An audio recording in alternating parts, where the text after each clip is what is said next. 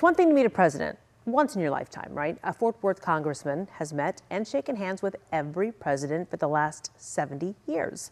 That's from Truman to Trump. Roger Williams remembers all of them.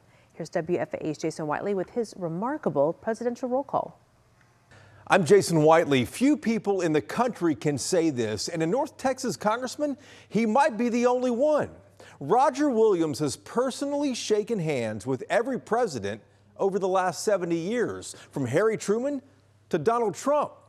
Williams was just 6 years old when he first met President Truman at a baseball game in Kansas City. That was back in 1955.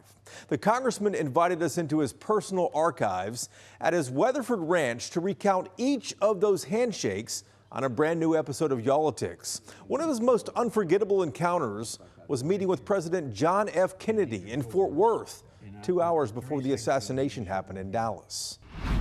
My mother was to the right of me, I was to the left, and we were there about 30 seconds, and Mrs. Kennedy came around the corner in a beautiful pink dress she had, and she shook my mother's hand, shook my hand, and stood next to me. And as a 15-year-old, I couldn't have told you my name now. You know, I'm standing next to the First Lady. And then right there, President Kennedy came right behind her and had a cigar in his mouth, and he took a puff out of a cigar and put it in a sand urn and shook my mother's hand and came and shook my hand and did not let go of my hand and looked back at my mother and said, "You got a good-looking young man here." So which president had the firmest handshake and who had the softest?